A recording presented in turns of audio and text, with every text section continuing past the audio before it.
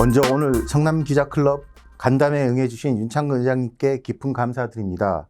오늘 기자간담회는 코로나 관계로 인하여 방역당국의 지침에 따라 집단 인터뷰가 아닌 각 개별사의 질문 형태로 진행됨을 밝히며 오늘 진행은 각사가 의장님께 질문을 드리고 다음 사로 이어지는 시간차 리레이 방식으로 진행됩니다.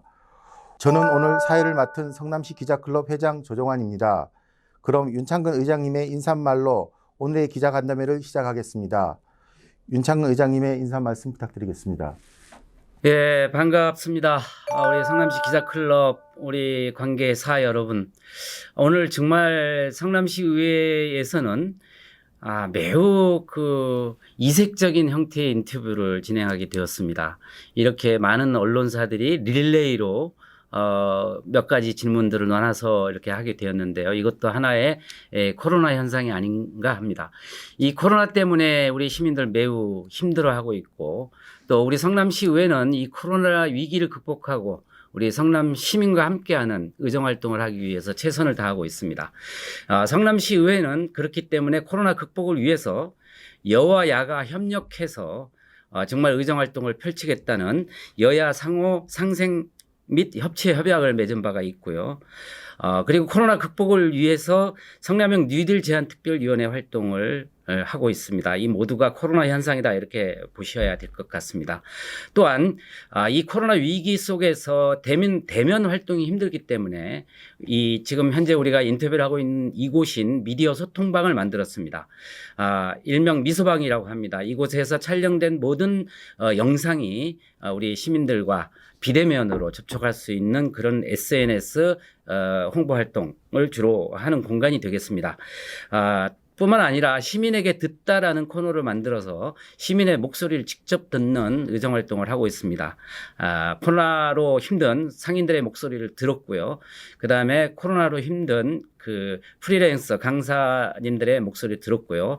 향후 여성 장애인, 청년, 학생 이런 각종 다양한 시민들의 목소리를 들어서 의정활동에 반영하기 위한 노력을 저희는 할 생각입니다. 이렇게 만들어진 모든 우리 소통은 유튜브나 페이스북, 인스타그램을 통해서 시민들과 소통하게 될 것입니다. 이제 백신 접종이 시작되었습니다. 곧 코로나는 극복될 것입니다. 우리 모두가 힘을 합쳐서 이 코로나를 극복한다면 우리에게는 곧 마스크를 벗고 만날 수 있는 그날이 올 것이라고 확신을 합니다.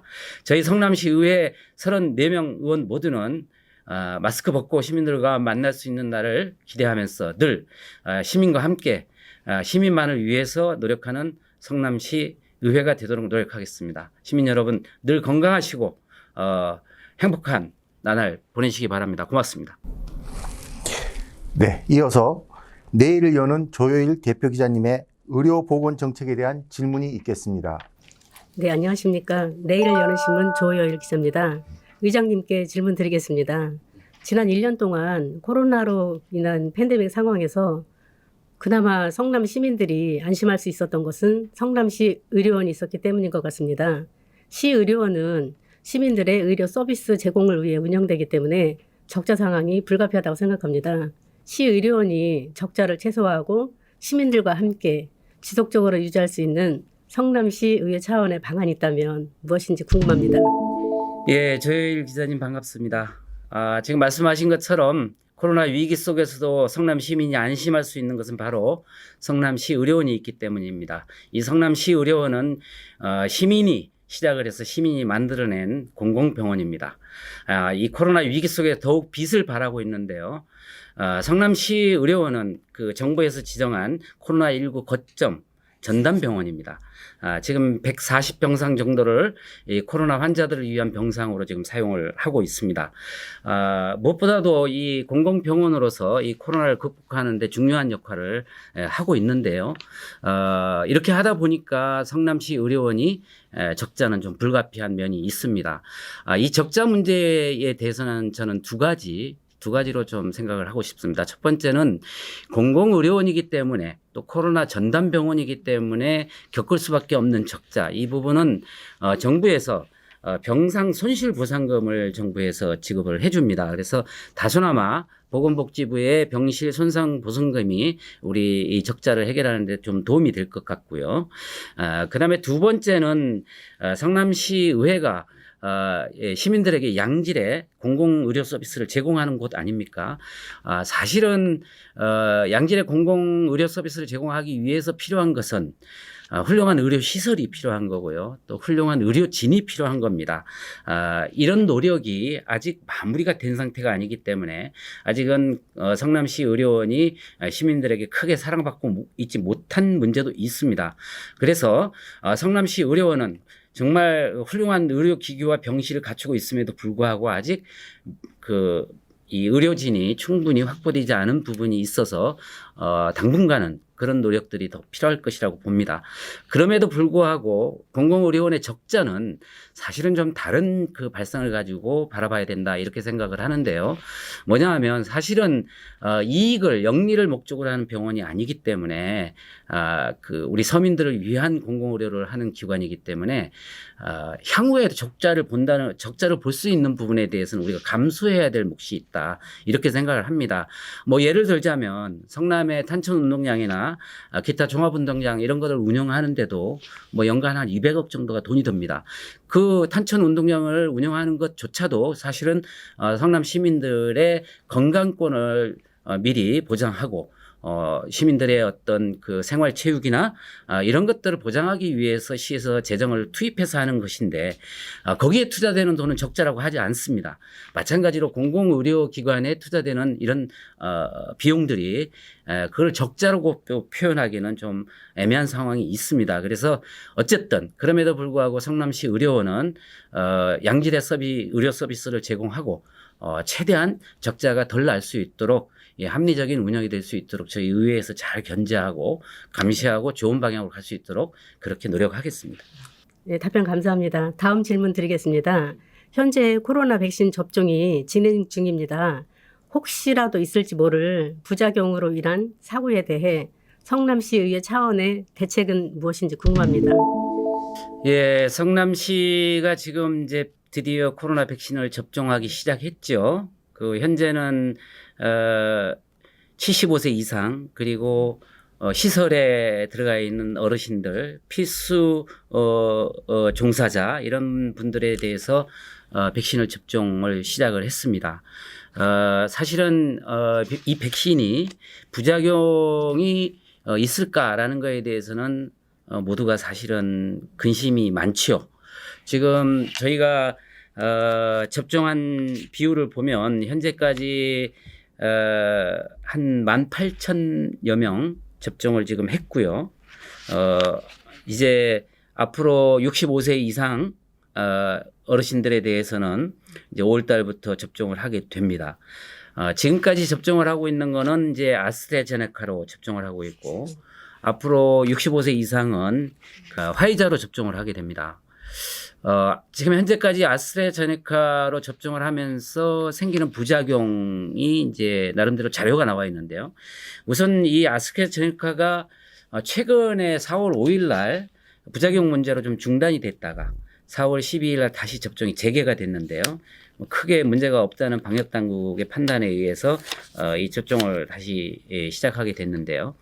아스트라제네카든 아니면 화이자든 실제로 부작용이 일어날 수 있는 군이 있습니다. 그 군은 소위 이 아나필락시스 위험군이라고 하는 항생제나 이런 거에 대한 부작용이 있는 분들, 이런 위험군은 이게 똑같이 항생제와 같은 그 개념이기 때문에 이 위험군은 분명히 문제가 있을 수 있습니다. 그래서 이런 위험군, 아나필락시스 이런 위험군은 미리 좀 이상 징후를 진단해서 접종을 하도록 그렇게 해야 될 것이고요.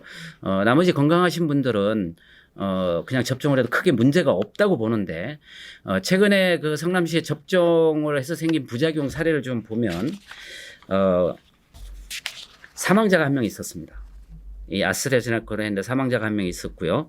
그리고 좀 이상 징후가 있다라고 요청이 들어온 게 123건 정도가 됩니다. 그리고 아까 제가 얘기한 아나필락시스 의심 사례가 한 건이 있고요. 이 아나필락시스 요거는 어쨌든 무조건 이상 징후를 미리 체크하지 않으면 문제가 심각하게 발생할 수 있기 때문에 그럼에도 불구하고 한 건 있었고 사망 사례가 한 건 있는데요. 이 사망 사례 한 건은 35년생 좀 연세가 많으신 분인데 이상 징후가 있어서 결국 사망을 하셨는데 아직 명확하게 이 아스트라제네카 때문에 사망하셨다라는 분명한 근거는 없지만 그래도 이 백신 접종 후에 생긴 거기 때문에 이런 현상이 이런 사실이 생기지 않도록 우리 방역 당국에서는 철저를 기해야 될 것 같고요. 이제 65세 이상의 화이자 백신을 이제 접종하게 될 때 또 나타나는 현상 이런 부분도 면밀하게 챙겨야 될 것 같습니다. 그래서 우리 성남시 방역 당국에서는 이런 문제가 생겼을 때를 대비해서 그 응급의료 체계를 가동을 하고 있습니다. 그 응급의료 체계는 뭐 이상 반응 관리팀 이런 것들을 만들어 가지고 병원과의 연계 체계, 구급차 이런 부분들을 늘 상시 대기하고 접종을 하고 있는 상황이고요. 만약에 거기서 문제가 생겼을 때는 의료비의 전액을 우리가 정부에서 보상하는 걸로 이렇게 되어 있기 때문에 이 거의 대부분은 백신 접종을 신뢰하고 우리가 함께 극복해야 될 그런 상황이다 이렇게 생각을 합니다. 네, 말씀 감사합니다. 네, 감사합니다. 다음은 쿨미디어의 최지송 대표 기자님의 체육 정책에 대한 질문이 있겠습니다. 안녕하세요. 쿨미디어 최지송 기자입니다. 의장님, 이번에 성남시가 2022년 경기도 체육대회 그 유치에 실패했습니다. 그로 인한 시민들의 사기가 많이 저하되어 있습니다. 시의회 차원에서 시민들의 사기 향상을 위해 어떤 계획을 갖고 있는지 궁금합니다. 예, 최지송 기자님 반갑습니다. 저희가 2022년 그 경기도 종합체육대회를 유치하기 위해서 많은 노력을 했죠. 성남시는 그 어느 도시보다도 필요한 시설이나 인프라가 잘 구축된 체육에 관한하는 그렇게 자부할 수 있는 도시입니다. 그럼에도 불구하고 용인시에 뒤져서 저희가 유치를 실패를 했는데요. 저는 뭐 나름대로 이해는 합니다. 왜냐하면 성남시는 최근까지 총 4번의 경기도민체전을 유치한 바가 있습니다. 다만 용인은 단 한 번도 경기도민체전을 확보한 적이 없었기 때문에 상대적으로 아마 여러 가지 그 필요한 시설이나 인프라 또 그런 그 각종 대회를 준비할 수 있는 준비가 충분함에도 불구하고 용인시가 선정이 된 것은 바로 그런 점이 감안되지 않았나. 성남시는 4번이나 했는데 용인시는 한 번도 못했기 때문에 용인시가 좀 배려되지 않았나 이런 생각을 좀 해봅니다. 다시 도전을 해서 그 다음 대회는 우리 성남시가 또 유치를 할 수 있도록 이렇게 저희가 함께 노력해야 될 필요성이 있다고 봅니다. 이 문제로 우리 시민들께서 상심하셨을 것 같은데 죄송하다는 말씀을 드리고요. 다만 우리 성남시는 기본적으로 체육대회 하나가 문제가 아니고 정말 시민들이 이 체육 활동을 즐길 수 있는 각종 기반 시설이나 각종 프로그램을 잘 하고 있는지가 우리 시민들에게는 주목해야 될 점이라고 생각을 합니다. 지금 우리 성남시는 여러 가지 체육 시설 준비를 하고 있죠. 금곡동의 국민체육센터도 건립을 저희가 추진하고 있고요. 그다음에 이 지금 인근에 있는 성남시청 공원의 저류지에 겨울 스포츠인 스케이트장을 만들기 위해서 저희들 지금 시공 공사하고 있고요. 그다음에 엘리트 체육 인재를 발굴하기 위해서 우리 시가 지원하고 있는 각종 정책들이 많이 있죠. 장애인 선수들을 위해 가지고 이 장애인 스포츠 육성에 대한 각종 정책들을 저희들 잘 하고 있습니다. 기타 자랑할 것이 많긴 합니다만은 또 성남 FC 요즘 4등인가 3등인가 4등인가 하고 있는데 우리 성남을 자랑스럽게 잘 그 대표해서 승리하고 있습니다. 이런 것들이 모두 모여서 우리 성남 시민들이 정말 체육에 관심을 가지고 체육 활동을 하고 또 특히나 이제 생활체육 이런 부분들 뭐 3만 명이 넘는 생활체육인들이 있는데 그 부분에 대한 지원 저희들이 아끼지 않고 있습니다. 경기 도민체전을 비록 유치는 하지 못했지만 기본적으로 생활 속에서 우리 시민들이 생활체육을 즐길 수 있도록 우리가 지원하고 그런 시설을 갖춰나가는 노력 이런 것들이 더욱 중요하지 않나 이런 생각을 해봅니다. 답변 감사합니다. 한 가지 질문 더 있습니다. 현재 성남시 체육회가 체육회 산하 단체들이 그 불협화음으로 인하여 그 정상적인 운영이 어렵다고 합니다. 이에 대한 성남시의회 차원에서 역할은 어떤 것이 있는지 궁금합니다. 예, 요즘 뭐 체육계뿐만 아니라 모든 우리 시민들이 코로나 때문에 활동하기가 어려운 건 사실입니다. 이 우리 체육 단체들도 이 코로나 때문에 사실 활동하기 어렵죠. 왜냐하면 모일 수가 없기 때문에 불가피한 측면이 있다라고 생각을 합니다. 성남은 야구 소프트 협회를 비롯해서 걷기협회 이런 정상적으로 단체가 운영되고 있는 것이 45개 종목 단체가 있고요. 774개 자생적인 클럽들이 활동을 하고 있고 약 그 3만 900명 정도의 관련 우리 회원들이 있는 아주 이 체육 분야에 있어서는 우리 시민들이 상당히 활성화가 돼 있는 그런 시입니다. 그럼에도 불구하고 요즘 불협화음이 있어서 이 관리단체로 지정돼서 활동을 못하고 있는 단체들이 있습니다. 뭐 롤라 스포츠 연맹이나 자전거 연맹 이런 연맹들은 2018년부터 정기총회를 개최하지 못해서 관리 종목으로 지금 지정이 돼 있고요. 잘 아시는 배드민턴이나 축구 이런 부분은 상당히 회원 수가 많음에도 불구하고 이 관리단체로 지금 지정되어 있는데요. 사실 이런 단체들이 관리단체로 되어 있는 이유는 사실은 그 클럽끼리 내부적인 어떤 갈등 이런 부분들이 좀 장기화되어 왔기 때문에 조직이 정비가 되고 있지 않은 그런 상황이라고 보셔야 될 것 같습니다. 뭐 그중에서 배드민턴 같은 경우는 이야기가 잘 좀 돼서 조만간 정상화될 가능성이 있다 이렇게 이야기를 들었고요. 축구협회 같은 경우는 앞으로도 더 좀 장기화될 것 같은데요. 저는 이렇게 생각을 합니다.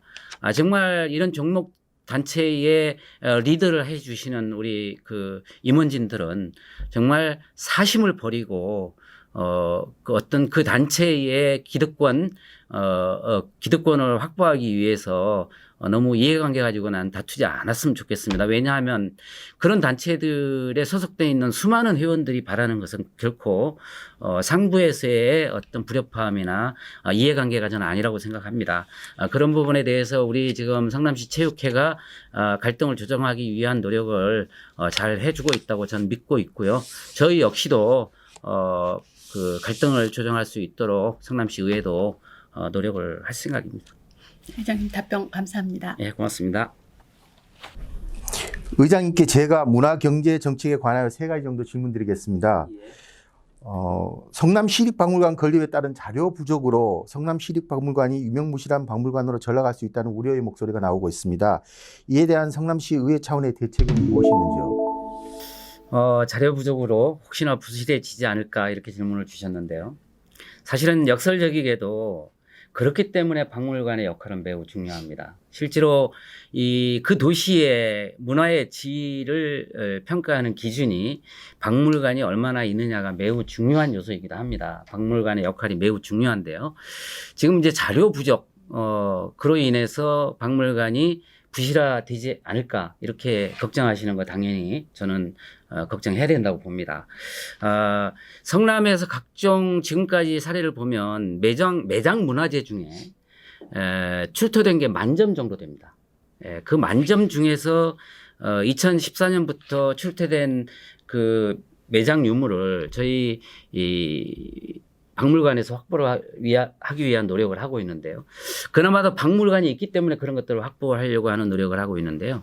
실제로 그 10,000점 중에서 2014년부터 우리가 구입을 하거나 혹은 그 기탁을 받거나 기증을 받거나 한 게 약 한 2,500건 이렇게 되고요.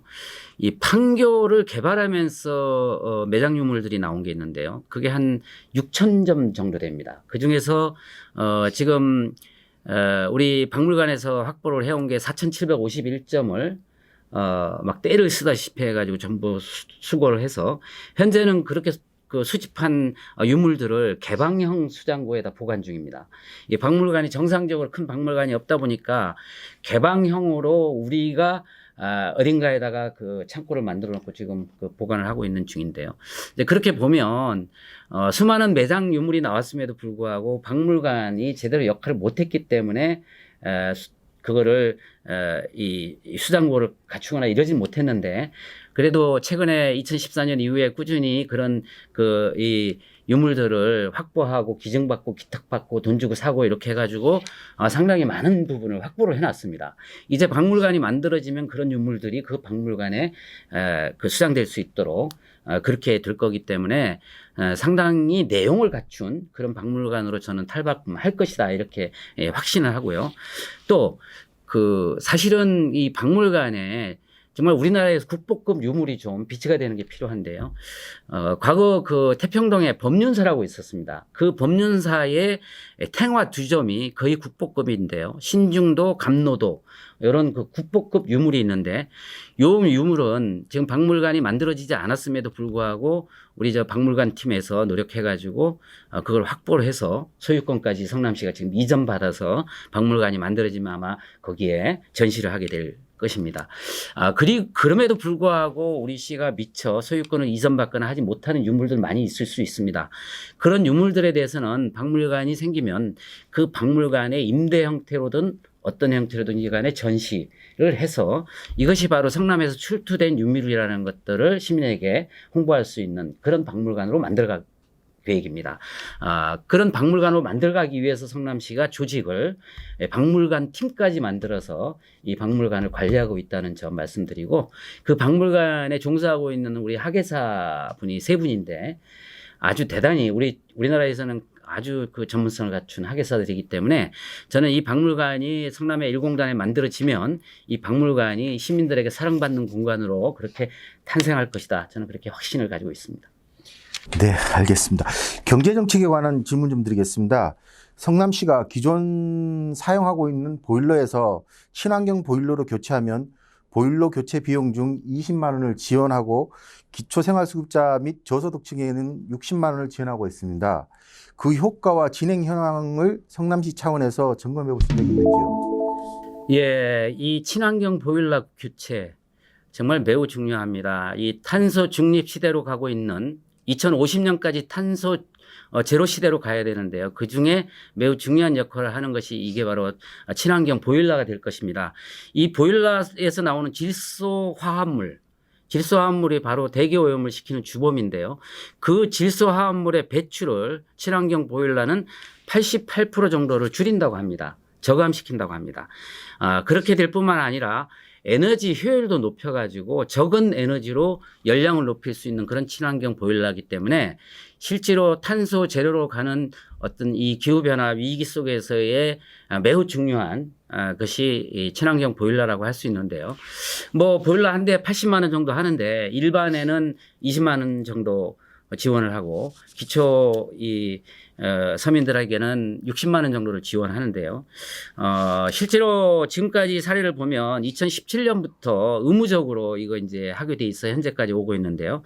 총 8,830세대의 이 보일러를 제공했습니다. 약 18억 정도 제공을 했죠.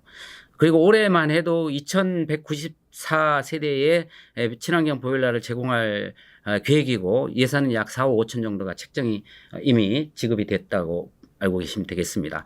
다만 좀 아쉬운 게 저소득층에게 친환경 보일러가 제공된 게 약 30세대밖에 안 된다. 총 8,830세대 중에 저소득층으로 간 건 30세대밖에 안 된다.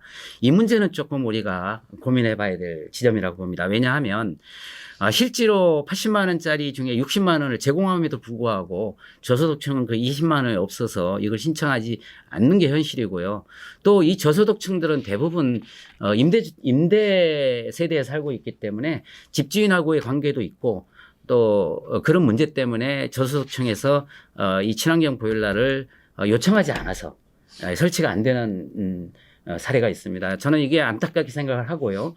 그래서 저소득층에게는 60만 원이 아니라 100%로 지원하는 정책을 펴야만 이것이 실효성을 거두지 않을까 하는 생각을 합니다. 그래서 이런 부분은 좀 시의회에서도 좀 정책적으로 반영을 하는 것이 맞지 않을까 그런 생각을 해봅니다. 예, 잘하겠습니다. 다음 질문 드리겠습니다.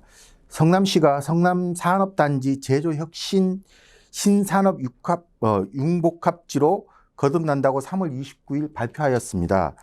이에 성남시의회 차원에서 산업단지에 대한 지원 방향은 무엇인지요? 예, 그 성남의 이제 하이테크밸리가 경쟁력을 강화시키고 또 정말 그 하이테크밸리로서의 제 모습을 갖추기 위해서 정부 차원에서도 나서서 성남시도 노력해서 드디어 이제 종합적인 계획을 세웠습니다.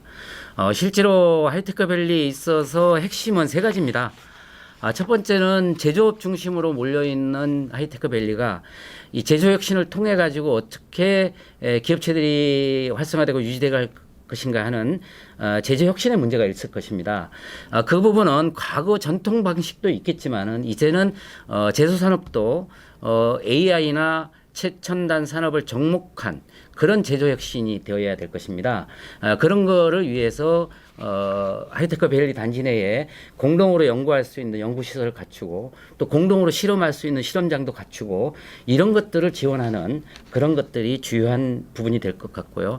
두 번째는 워라밸인데요. 이 워라밸은 그런 겁니다. 이곳에서 종사하고 있는 근로자들이 그 근처에 살 수 있게 하고 그 근처에서 문화생활을 누릴 수 있도록 하는 것. 예, 그것인데요. 그래서 이곳에 종사하시는 분들이 살 수 있는 집을 마련해주고 또 이 문화시설을 갖춰주는 것 이것이 매우 중요하다고 봅니다. 세 번째는 이 스마트한 도시인데요. 스마트한 그 하이테크밸리가 되어야 되는데요. 실제로 출퇴근 이런 건 매우 어렵지 않습니까? 그래서 출퇴근 때문에 이곳에 직장을 버리고 딴 데로 떠나는 분들이 많은데 뭐 그를 위해서 여러 가지 지하철과 같은 버스인 SBRT를 구축하는 사업 계획이 돼 있고요. 스마트 자전거로 역세권에서 손쉽게 접근할 수 있도록 하는 문제. 그다음에 이제 도로 확장이나 주차장 확보 이런 것들을 기반 시설을 확장함으로 해가지고 출퇴근하는 것이 용이하도록 해주는 것, 뭐 이런 것들이 바로 그 이 하이테크밸리로 활성화시키는 종합적인 계획이 되겠습니다. 모두 총 합쳐서 34개 사업 정도를 그 예산을 투자해서 할 것인데요. 아까 제가 말씀드린 제조혁신, 워라밸 그리고 스마트한 그런 성남 하이테크밸리가 된다면 우리 성남에서는 매우 먹거리를 창출해내는 소중한 공간으로 그렇게 되지 않을까 이렇게 생각을 합니다. 네, 답변 감사합니다. 이어서 라이프 성남 김옥경 대표 기자님의 자연환경 정책에 대한 질문이 있겠습니다. 라이프 성남 김옥경 기자입니다. 네, 반갑습니다. 의장님께 질문 드리겠습니다. 영장산 개발 계획으로 인하여 주변 주민들이 많이 걱정하고 있습니다. 이에 대한 성남시 의회의 역할은 무엇인가요? 예, 영장산 그 소위 정부에서 추진하고 있는 독점 2 공공주택 지구인데요. 주변의 주민들이 환경 문제나 주거 환경 문제 때문에 걱정이 많은 건 알고 있습니다. 그렇지만 이 사업은 정부에서 추진하는 사업이고요. 지금 거의 마무리 단계에 와 있어서 아마 이 사업이 후퇴하기는 아마 어려울 겁니다. 지금 현재 2021년 12월에 착공이 예정돼 있고요. 그다음에 2024년 4월에 완공될 예정입니다. 지금 이 사업을 후퇴하기에는 너무나 많이 진척이 돼 있어서 후퇴하기는 매우 어려울 겁니다. 그럼에도 불구하고 이 사업이 갖는 공공성이 저는 중요하다라고 생각을 하는데요. 지금 우리 성남시에는 매우 부족한 임대주택, 주거서민들이 살 수 있는 서민주택 이런 부분들이 확충돼야 될 필요성이 매우 있습니다. 그렇게 볼 때 그곳은 일종 일반 주거지역으로 집을 지을 수 있는 그런 공간이기 때문에 실제로 영장산 그렇게 얘기하지만 영장산의 공원은 아닙니다. 공원에서 제외된 일종 일반 주거지역에 개발을 하는 건데요. 그럼에도 불구하고 우리 주민들이 걱정하는 문제는 해결이 되어야 된다 저는 그렇게 생각을 합니다. 지금 인근에 있는 포레스티아로부터 상당한 이격거리를 둬서 포레스트에 영향을 주지 않도록 건설이 되었으면 좋겠고요. 포레스티아와 지금 개발되려고 하는 이 공공주택지구 사이에 정말 훌륭한 녹지 벨트를 만들어서 녹지 공원화시키는 그런 부분도 필요할 것 같고요. 또 인근의 수정구청 과 연결해서 수정구청 뒷면에 주변에 있는 모든 주민들이 활용할 수 있는 복합 문화 시설 같은 것들이 들어오도록 이렇게 하는 것들이 필요할 것 같고요. 그리고 지금 그 단지 인근에 있는 신흥 초등학교가 이제 학급 수가 부족할 우려가 있기 때문에 이 공공 개발을 하면서 이 부족한 학교 증축 문제를 해결하는 등 이 크게는 환경 문제 그리고 복합 문화 시설 그리고 학교를 증축하는 문제 이런 부분들이 이 공공 개발에서 나오는 이득금으로 확충이 된다면 윈윈할 수 있는 그런 방향으로 유도가 되지 않을까 그렇게 생각을 합니다. 예. 네, 다음 질문 드리겠습니다. 성남시 탄천에 여러 종류의 철새들이 날아오고 있는데 이에 대한 보호책과 더 좋은 탄천 환경 개선을 위한 성남시 의회의 방안은 무엇인지요? 예, 그 성남시 의회의 방향이라기보다는 우리 성남시 전체의 방향이 되겠죠. 우리 성남시가 시민들을 중심으로 하는 성남시 자연환경 모니터를 해왔죠. 2005년부터 113회나 모니터를 했는데요. 이 탄천이 한 약 16km 정도 됩니다. 이 16km 탄천이 10년 전에 비해서 지금은 매우 양호해졌습니다. 예, 지금 그 모니터링 결과를 보면은 철새나 물새가 약 46종이 있고요. 그다음에 산새가 한 59종이 확인되고 있습니다. 100여 종이 넘는 새들이 이 탄천에서 먹이 활동을 하고 있는데요. 최근에 조사된 결과에 따르면은 멸종 위기 야생 동물인 이 호사비 오리라는 1급 호사비 오리라는 것도 이곳에 있고 그리고 흰목 물대새라고 2급 새도 있습니다. 이런 것들이 발견된다는 것은 탄천의 생태계가 그마침 상당히 양호해졌고 훌륭하다라는 얘기입니다. 그동안 우리 시가 탄천의 환경을 정말 좋게 만들기 위해서 노력한 결과라고 봅니다. 그 첫 번째는 수질 개선인데요. 수질 개선의 기준은 BOD를 기준으로 합니다. 과거 10년 전의 BOD는 이 BOD 기준으로 4.5에서 8.3까지 천마다 구역마다 나왔는데 이거는 이 정도 수치는 보통 이하입니다. 아주 안 좋았다는 얘기죠. 그런데 10년이 흐른 2020년 기준으로 보면 현재 BOD가 1.3에서 2.3 정도. 1.2에서 2.3이라는 거는 좋은 거 이상이라는 얘기입니다. 그마침 수질이 좋아졌기 때문에 생태계가 좋아졌고 그 생태계가 좋기 때문에 새들이 먹이 활동을 할 수 있는 그런 환경이 만들어졌다 이렇게 보시면 될 것 같습니다. 뿐만 아니라 지금 성남시에서 추진하고 있는 이 생태계 복원을 위한 계획이 있습니다. 생태계 복원을 위해서 2021년 3월에 용역을 시작했고요. 이 용역 결과가 나오면 2022년 4월 달부터 이 생태계 복원을 위한 또 다른 사업을 시작을 하게 됩니다. 예, 그래서 친환경적인 생태 환경으로 정말 7수 이상으로 만들어낼 노력을 성남시가 지금 하고 있다는 말씀을 드립니다. 이 탄천은 성남의 얼굴입니다. 시민들이 가장 즐겨 찾는 곳이기도 합니다. 요즘은 외부에서까지도 탄천을 찾습니다. 이 탄천을 우리의 생물줄처럼 만들어가는 것, 그것이 우리 성남시와 성남시 의회의 역할이고 우리 시민들이 많이 사랑해 주셨으면 좋겠습니다. 네, 답변 감사드립니다. 네, 고맙습니다. 이어서 한성뉴스넷 이길순 대표 기자님의 교통정책에 관한 질문이 있겠습니다. 안녕하십니까. 한성뉴스넷 이길순 기자입니다. 네, 반갑습니다. 예, 의장님께 질문 드리겠습니다. 용인, 광주 등 성남시 접경 도시들과의 접속 도로로 인한 성남 교통 체증 유발에 따른 성남시 의회 차원의 대비책이 무엇인지요? 예. 광주 용인 정말 인접된 우리 지역과 교통체증 매우 심각하죠. 사실은 그 탓에 많은 부분은 우리 성남시에게 있습니다. 왜냐하면 우리 성남시가 판교 테크노밸리나 혹은 이 생활권 자체가 매우 양용한 곳이기 때문에 이쪽에서 직장 생활을 하면서 살기는 광주나 용인에서 사는 사례가 많기 때문에 교통체증이 발생하고 있는 것입니다. 저희로서는 뭐 한편으로는 좋은 것이고 한편으로는 이런 교통체증 때문에 문제가 좀 심각하기도 한데요.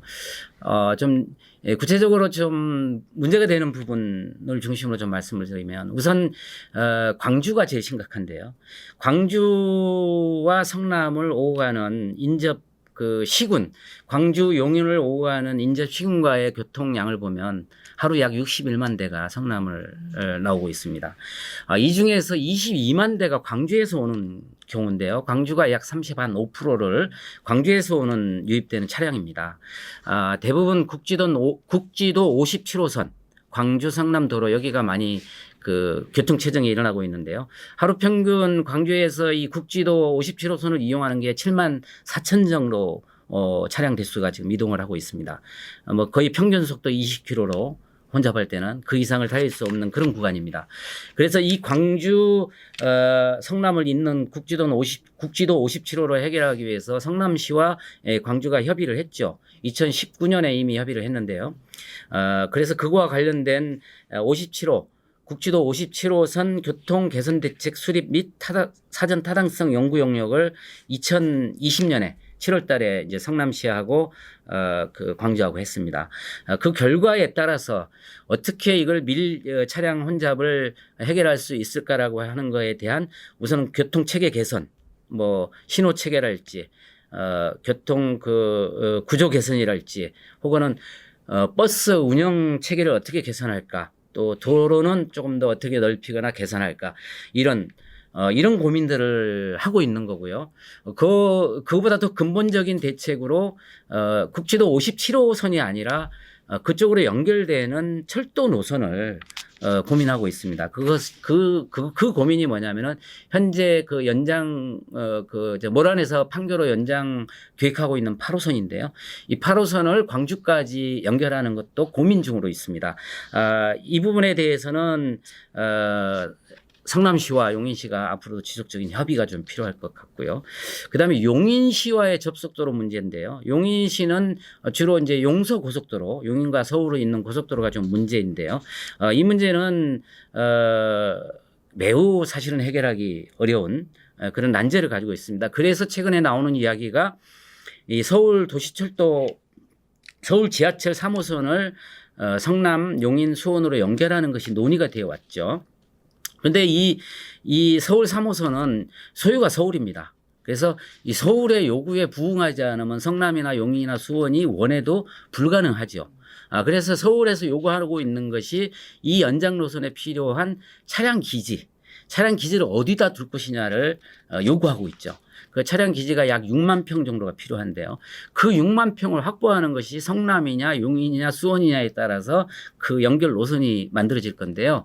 3개 시가 모두 대안을 현재 가지고 있지 못합니다. 그래서 용인, 성남, 수원이 이 서울 3호선 연장을 대응하기 위해서 연구 용역, 타당성 연구 용역을 지금 그 실시를 하고 있는데요. 그 결과에 따라서 성남과 용인과 수원시가 함께 이 고민을 해결할 수 있는 것들에 대한 고민을 하고 있다. 이렇게 보셔야 되는데 그 연구 결과가 좀 나와봐야 알 수 있을 것 같습니다. 예, 이상입니다. 네, 답변 감사합니다. 다음 질문 하나 더 드릴게요. 금방 8호선 얘기가 나왔는데 현재 진행되고 있는 8호선 연장 작업이랑 또 위례선 연장 작업 또 판교 트램 사업하고 진도 여부가 어떻게 되고 있는지 궁금합니다. 예, 그 교통의 문제는 삶의 질의 문제이고요. 특히나 우리 성남시처럼 경제가 활성화 지역에서의 교통 문제는 정말로 매우 중요한 문제고 꼭 반드시 해결해야 될 문제 중에 하나입니다. 그 첫 번째가 이제 8호선 연장 사업인데요. 8호선 연장 사업은 모란에서 판교까지 연장하는 그런 사업이 되겠습니다. 현재 모량 차량 기지에서 신분당선 판교역까지 연결하는 약 4km 정도 되는 그런 연장 사업인데요. 정거장이 3개 정도 생기게 되고요. 이 부분은 거의 확정돼서 정상적으로 잘 추진되고 있습니다. 걱정하지 않으셔도 될 것 같습니다. 다만 아까 제가 말씀드린 것처럼 이 8호선을 광주로 연결하는 부분은 그거는 성남시만의 문제가 아니기 때문에 추후에 더 논의되고 고민돼야 될 문제라고 이렇게 보입니다. 그 다음에 지금 질문 주신 게 위례 신사선 연장의 문제인데요. 지금 위례까지 오는 그 노선을 지금 광주 삼동까지 연결하는 위례 신사선 연장의 문제거든요. 그 연장 노선은 여기 을지대역, 신구대역, 공단역 해서 삼동까지 가는 그런 그 연장이라고 보시면 되는데요. 참 이게 저희가 늘 고민이 되는 게 위례 신사선이든 8호선이든 이게 이 국가가 가지고 있거나 서울시가 가지고 있다는 게 매우 문제인 거죠. 성남시가 가지고 있으면 성남시가 재원을 투자해서 하면 되는데 이 성남시가 결정권을 거의 가지고 있지 못한 겁니다. 그래서 이런 사업을 할 때는 결국은 국가 철도망을 구축하는 어떤 그런 계획에 따라서 할 수밖에 없습니다. 지금 현재 정부에서 제4차 국가 철도망 구축 계획을 지금 세우고 있는데요. 이 제4차 국가 철도망 구축에 이것이 결과가 어떻게 담기냐에 따라서 그게 연장이 될 수도 있고 안 될 수도 있는 그런 상황입니다. 저희 성남시 입장에서는 매우 필요함에도 불구하고 이 제4차 국가철도망 구축 계획이 어떻게 되냐에 따라서 결과가 귀추가 주목되는데요. 문제는 사업성 문제입니다. 사업성을 소위 BC라고 하는데요. 현재 나와 있는 BC가 약 0.8. 그러니까 사업성은 보통 1을 기준으로 하고 1이 넘어야 사업을 하는데 0.8밖에 되지 않기 때문에 이게 국가 철도망 구축 계획에 담길 수 있을까 매우 고민입니다. 다만 BC가 0.8밖에 아니지만 이것이 성남의 하이테크 밸리와 또 광주로 연결되는 어떤 교통 확충을 하는 측면에서 그런 것이 감안된다면 저는 이것이 바로 반드시 위례선 연장은 되어야 된다. 이렇게 저는 생각을 합니다. 저희가 지속적으로 정부에 그리고 서울도시철도에 요구해서 이 부분은 반드시 관철되도록 그렇게 해야 될 사항이라고 봅니다. 그리고 마지막으로 판교 트램에 대해서 말씀을 주셨는데요. 이 판교 트램이라는 게 참 이게 매우 어려운 상황입니다. 지금 전국에서 이 트램을 12곳에서 준비를 하고 있는데 이 트램에 대한 이 사업성 분석이 기준이 이 일반 철도 기준으로 트램의 사업성을 분석하다 보니까 이 트램에 대한 사업성 분석이 정확하지 않다라는 게 문제입니다. 그래서 우리가 자체적으로 사업성 분석을 했을 때는 매우 사업성이 좋은 곳으로 전국의 12개 계획망 중에 판교 트램 사업이 사업성이 제일 좋은 곳으로 저희는 판단하고 있었는데 정부에서 사업 타당성을 조사해 본 결과 소위 BC라는 게 5가 안 나왔습니다. 이 5가 안 나온다는 건 사업을 못 한다는 얘기죠. 그래서 저희가 요구하고 있는 것이 일반 철도처럼 사업성을 분석하지 말고 이 트램에 맞는 사업성 분석 방법을 법에 적용시켜가지고 그렇게 해달라고 지금 저희가 요구를 하고 있죠. 그러나 그렇게 요구한 것이 반영돼서 이 사업에 적용되려면 세월이 너무 많이 걸립니다. 그렇기 때문에 그걸 기다리다가는 판교 트램은 못하는 상황이 오게 되는 거죠. 그래서 최근에 성남시에서 그걸 기다릴 수 없으니 성남시에서 자체 재원으로 이것을 하겠다 이렇게 최근에 발표를 했는데요. 저는 매우 걱정입니다. 이 문제가. 왜냐하면 이 판교 트램을 하는데 예상 소요 금액이 약 3,500억 정도 그렇게 생각을 하고 있는데요. 과연 성남시 재정으로 3,500억을 투자해서 그거를 할 수 있을까라는 것에 대한 냉정한 판단이 좀 서야 된다. 저는 이렇게 생각을 합니다. 그 재원이 과연 재원에 대한 계획이 있는 상태에서 성남시 재원으로 하겠다라고 했는 건지에 대한 그 부분은 좀 성남시 의회가 좀 잘 따져봐야 될 문제이고요. 차라리 정부에서 사실은 아까 제가 말씀드렸던 것처럼 이게 일반 철도 사업성 분석이 아니라 트램의 특수성을 분석하는 그 사업 타당성 분석으로 이 부분이 좀 전국에서 하나라도 국책 사업으로 이렇게 할 수 있도록 정부가 좀 지원하는 방향을 좀 더 요구해야 된다. 저는 이렇게 생각을 합니다. 네. 아이고 긴 시간 감사합니다. 의장님 잘 들었습니다. 성남비전 배춘봉 대표기자님의 관광복지정책에 대한 질문이 있겠습니다. 안녕하십니까. 성남비전 배춘봉 기자입니다. 예, 반갑습니다. 회장님께 질문 드리겠습니다. 예. 성남 시티투어가 현재 이름만 있고 실속 없이 운영되는 것 같습니다. 물론 코로나 때문에 운영 상태는 확인할 수 없으나 코로나 이전에도 활성화되지 못했던 것 같습니다. 이에 대한 성남시 차원의 시티투어 활성화 방안과 성남시 관광자원 개발에 대한 방안은 무엇이 있는지요? 예, 좋은 질문 해주셨는데요. 성남 도시락 버스 2015년부터 시작을 했죠. 민간 위탁으로 하고 있는 사업입니다. 그 매주 토요일 날 성남시 주요 관광지를 방문하고 관광과 체험 프로그램을 주로 해온 그런 사업인데요. 이 코로나 오기 전까지는 그 평균 51회 운행을 했고요. 1,400명 정도가 이용을 해왔죠.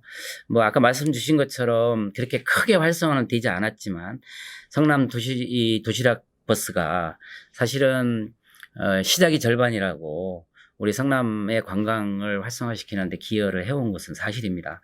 그럼에도 불구하고 코로나가 닥치면서 이 사업 자체가 지금 중단이 돼 있는 상태죠. 할 수가 없게 된 겁니다. 우선은 그렇기 때문에 이것이 코로나가 언제 진정이 될지 모르지만 그럼에도 불구하고 지금 상황에 맞는 트렌드로 이 사실은 좀 전환할 필요성은 있다 이렇게 생각을 합니다. 그래서 요즘 트렌드에 맞는 근거리 혹은 그 야외 활동, 이런 소규모 가족 단위로 하는 이런 또 자동차를 이용하는 이런 패턴에 맞는 이 관광 상품 이런 것들을 준비할 필요성 있다 이렇게 공감을 합니다. 사실 이 관광 산업이라는 게 코로나에 있어서 이 코로나가 확산될까 봐 우려를 하는 그런 측면도 있지만 사실은 이 코로나로 지친 시민들의 그 마음을 극복시키는 블루 코로나라는 점으로 볼 때는 또 코로나 방역 철저하면서 할 필요도 있다고 이렇게 생각을 합니다. 그렇다고 볼 때 우리 성남시가 지금까지 해왔던 도시락 버스의 형태가 아니라 좀 몇 가지 다양한 형태로 저는 할 필요성이 있다고 보는데요. 첫 번째는 이 소규모 체험형 관광 이런 것들이 필요하지 않을까 싶습니다. 우리 이 성남에는 이 전통공예 명장이 3분이나 계십니다. 뭐 전통공예 여러 가지 다양한 때 지성공예도 있고 뭐 자개농을 만드는 분도 있고 이렇게 그런 그 전통공예 명장들과 함께하는 체험관광 이런 것들 할 수 있다고 저는 보고요. 그다음에 탄천이 매우 소중한 공간이 됐기 때문에 탄천의 계절별로 사실은 관광할 수 있는 코스가 많습니다. 코스모스 필 때도 그렇고 벚꽃 피울 때도 그렇고 뭐 밤에 야경도 그렇고요. 이런 것들을 하나의 관광 상품으로 하는 것들 필요할 것 같고요. 또 우리에게 소중한 청계산이나 남한산성도 야경 프로그램이랄까 뭐 이런 것들 소규모로 만들어서 이 관광 상품화 하는 것들 저는 필요하다고 보고요. 그다음에 세 번째는 이제 우리 시가 의료 관광 하고 있지 않습니까? 이 의료 관광 매우 중요한데 의료 관광 그것도 이 방역 지침을 지키면서 소규모 형태로 하는 노력 이렇게 필요하다고 보고요. 그다음에 이 판교 테크노밸리가 우리한테는 매우 소중한 공간이잖아요. 최첨단 도시이고 게임 산업 뭐 이런 것들도 중요하지 않습니까? 이런 부분들도 관광 상품화해서 집단적이 아니라 소규모로 체험하고 방문할 수 있는 관광 상품 만들어내야 된다고 저는 보고요. 그다음에 우리 성남시의 자볼도 매우 중요한 관광 자원 중에 하나입니다. 지금 자볼대에 가보면은 손으로 만든 제품들 전시하고 체험할 수 있는 공간이 있습니다. 이런 것도 관광 상품화 해야 된다고 봅니다. 그리고 모란시장이나 각종 전통시장을 활용한 그런 그 체험 관광 이런 것도 저희가 준비를 해야 된다 이렇게 생각을 합니다. 그리고 하나 더 말씀을 드리면 성남에 2년에 한 번씩 이 국제 항공 그 박람회가 있습니다.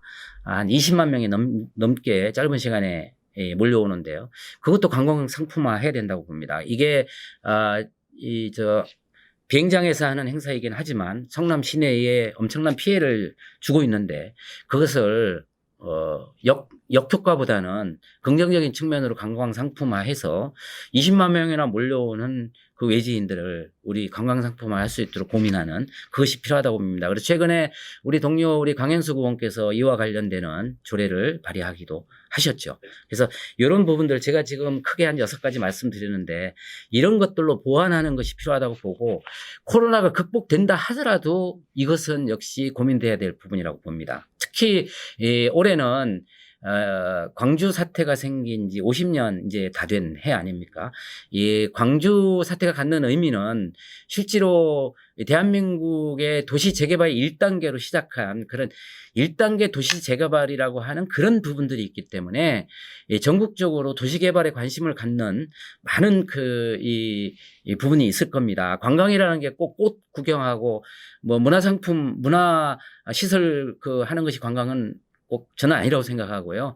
이런 도시 개발의 역사나 이런 것들을 보는 것 역시도 저는 관광상품이 될 수 있다 이렇게 생각을 합니다. 생각해보면 성남을 관광도시로 만들 수 있는 요소는 무지하게 많다. 그런 고민들이 좀 부족한 거에 대해서 우리가 함께 좀 고민해봐야 된다 이렇게 생각합니다. 감사합니다. 다음 질문 드리겠습니다. 성남시 의료관광 인프라 구축에 대하여 현재 진행되고 있는 사항을 성남시 차원에서 점검하고 지원하는 방안이 무엇이 있는지 궁금합니다. 예, 의료관광, 우리 성남의 관광 상품 중에서 매우 중요하다고 아까 말씀을 드렸는데, 성남에는 1,600개의 의료기관이 있습니다. 그리고 14,000명의 의료 인력을 갖춘 곳입니다. 아주 각종 다양한 실력이 있는 의료진이 14,000명이나 있는 도시입니다. 이 인프라를 이용해서 세계적으로 우리가 관광 상품화하는 것은 이미 2013년에 의료관광과 관련되는 조례를 저희 성남시의회에서 제정한 바가 있고요. 그에 따라서 의료관광을 상품화하기 위한 것으로 지속적인 노력을 해왔죠. 그 중에 하나가 2019년부터 실제로 이루어진 게 2019년 기준에 보면은 5,235명의 외국인 환자들이 성남에 와서 진료를 받고 간 그런 경험이 있습니다. 지금 이 의료관광은 더욱 활성화돼야 되는데요. 그래서 그런 걸 지원하기 위해서 요즘은 다문화 가정 인력을 이용해가지고 이 9개 언어권의 이 통역 서비스 이거를 통해서 67명의 의료관광 이 코디네이터를 운영을 하고 있습니다. 그래서 이 의료관광이 활성화될 수 있도록 의료관광 코디네이터 제도도 지금 저희가 활용하고 있고요.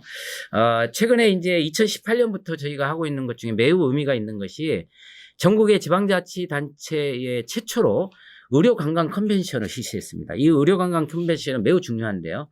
의료관광을 접목해서 의료기기나 의료시설 이런 것들을 상품화하고 그런 것들이 전시가 돼서 전 세계적으로 바이어들이 찾아올 수 있도록 하는 그런 것인데요. 상당히 성과가 많았죠. 2019년만 해도 64개사 한 25,000명이 와서 47억이나 계약을 맺고 간 그런 사례가 있습니다. 이런 부분들이 의료관광과 연결돼서 되기 때문에 이런 것들을 지원할 수 있는 것들을 성남시가 최대한 인프라를 만들어내는 것이 필요하다고 봅니다. 뭐 각종 숙박시설이나 관광시설, 연계된 관광시설 이런 것들을 연계시키는 것 이런 노력이 필요할 것 같습니다. 다음 질문 드리겠습니다. 성남시 장애인 콜센터 운영 상태와 서비스 향상 등 장애인 대상으로 전반적인 실태 점검을 성남시 차원에서 해야 한다고 사료되는데요. 여기에 대한 의장님 생각은 어떠신지요? 예, 장애인 콜택시 성남에 80대 지금 현재 운영하고 있습니다. 정부의 교통약자 이동 편의 증진법에 따라서 의무적으로 사실은 성남 시민 기준으로 하면 46대가 운영이 돼야 되는데 성남시는 80대 운영하고 있습니다. 장애인 인구 150명당 한 대가 운영되고 있는데요. 뭐 다른 지자체에 비해서 결코 부족하지 않게 장애인 택시, 장애인 운송수단을 활용을 하고 있습니다. 뭐 가격도 저렴하게 하고 있고요. 이용 대상 기준으로 보면 2019년 기준으로 약 8,000명 정도가 이용을 하고 있죠. 그 정도로 많이 이용을 하고 있는데요. 과거에는 이 장애인 콜택시를 이용 대상 범위가 매우 협소했죠. 중증 1급이 1, 2급이나 지체장애 1, 2급만 이용을 했었죠. 근데 지금 좀 확대를 해가지고 이 장애 정도가 심각한 사람 중심으로 이제 할 수 있는 분들이 확대가 됐습니다. 지금 이제 이용할 수 있는 장애인이 약 13,000명 정도가 이 장애인 콜택시를 이용할 수가 있습니다. 그러다 보니까 이제 이용자가 많다 보니까 대기 시간이나 뭐 그 예약제나 이런 것들에 대한 불편함이 좀 있겠죠. 그러나 그 불편함은 미리 좀 예약해 주시고 즉시 콜을 하게 되면 1시간 내에 달려갈 수 있도록 그런 체계를 갖추고 있기 때문에 아직 뭐 많이 부족하긴 합니다만은 장애인들에게 잘 제공되고 있다 이렇게 생각을 하고요. 혹시나 이 장애인 콜택시를 이용하는 데 있어서 우리 장애인분들께서 불편한 점이 있으시면 언제라도 성남시 의회에 민원을 주시면 저희가 그 불편한 점에 대해서는 해결하기 위해서 노력을 하겠습니다. 네. 마지막으로 다음 질문 드리겠습니다. 성남시 노숙인 쉼터에 대해 행정적 지원을 성남시가 하고 있는 것으로 알고 있습니다. 성남시 의회에서의 이에 대한 관리 감독과 지원 방향은 무엇이 있는지 궁금합니다. 예, 노숙인 우리와 함께 살아가는 사람들이죠. 그 코로나 때문에 힘들기 때문에 더욱 이 노숙인의 문제는 심각합니다. 노숙인 중에 길거리에 풍천 노숙하는 노숙인이 성남에 53명이 있고요. 그 다음에 자활시설에 들어가 있는 분이 27분이 있고요. 그 다음에 일시보호나 고시원에 있는 분들이 17명입니다. 약 뭐 100여 명 정도의 노숙인이 있습니다. 사실은 우리 사회가 사회적 문제, 사회적 병폐를 해소하지 않는 이상 이런 노숙인은 언제든지 발생할 수 있습니다. 이 노숙인들을 만나고 상담하고 자활시키고 그래서 정상적인 생활로 돌려보내려고 하는 게 우리 정책의 중심이 되어야 되는데요. 그런 노력을 우리 성남시에서는 종합지원센터를 통해서 하고 있습니다. 하루에 3번 정도 순회를 하도록 하고 있고 그분들에게 각종 편의시설을 제공하고 있고 또 이 노숙인 쉼터에 와서 잠을 잘 수 있게 하고 이런 것들을 지속적으로 저희가 그 종합지원센터를 통해서 하고 있고요. 기타 민간에서 운영하고 있는 내일을 여는 집이나 안나의 집 이런 곳에서도 노숙인과 관련되는 정책들을 하고 있습니다. 저희 성남시에서 위탁 내지는 보조를 통해서 하고 있는데요. 이분들이 매우 고생을 하고 있죠. 고생을 하는 것에 비해서 저희가 대접을 좀 못 해드리고 있는 게 사실 현실입니다. 뭐 100명밖에 안 되는데 어마어마한 예산을 줄 수 없는 줘서는 안 되지 않냐 이렇게 의문을 제기하시는 분도 있을 수 있는데 저는 100명밖에 안 되는 노숙인일지라도 그것이 우리 사회가 안고 가야 될 문제이기 때문에 이 문제를 개선하기 위한 그 노력과 재정적인 지원 저는 계속돼야 된다고 봅니다. 최근에 이제 코로나 때문에 이 노숙인과 관련되는 시설들 이 시설 종사자들에게 이 코로나와 관련되는 것들을 대책을 좀 저희가 세우고 있는 게 있는데 매주 코로나 PCR 검사 이 코로나에 문제가 있는지 하는 PCR 검사 매주 노숙인 종사자들에게 실시를 하고 있습니다. 그래서 노숙인 종사자들과 노숙인들이 이 코로나로 확진되는 어떤 그런 것들을 막기 위한 노력이 요즘 우리가 하는 일 중에 중요하고요. 기타 노숙인들이 과거에는 이제 무료 급식센터 가서 밥도 먹고 이랬는데 코로나 때문에 그런 부분들이 애로사항이 많아서 도시락 지원이나 이런 것들이 되고 있는데 그런 부분들도 노숙인들이 굶지 않도록 저희가 지원하는 노력 그런 거 우리가 잘 해야 된다고 봅니다. 네, 감사합니다. 수고하셨습니다. 끝으로 의장님의 성남시 기자클럽 독자들과 시민들에게 마지막 한 말씀 부탁드립니다. 예, 성남시 기자클럽 우리 관계사 여러분 그리고 독자 여러분 좀 생소한 오늘 인터뷰를 했습니다. 여러분의 대표자님들과 많은 질문들을 나눠봤는데요. 성남의 각종 다양한 정책들에 대해서 나눠봤습니다. 지금 오늘 주신 그 여러 가지 질문들이 곧 우리 성남 시민에게 필요한 정책들을 우리 기자분들께서 해주신 것이고요. 이 부분들에 대한 저의 답변이 좀 부족했다 하더라도 좀 더 연구하고 고민해서 시민을 위한 의정을 펼쳐달라는 그런 뜻으로 보고 오늘 받은 질문들 꼼꼼히 더 챙겨서 우리 시민들이 그 안전하고 그리고 행복한 우리 시민들이 될 수 있도록 성남시 의회가 노력하겠습니다.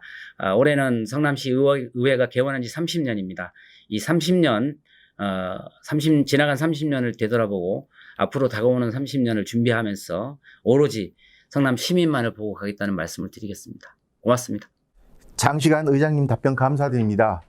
이것으로 오늘의 기자간담회를 모두 마치겠습니다. 감사합니다.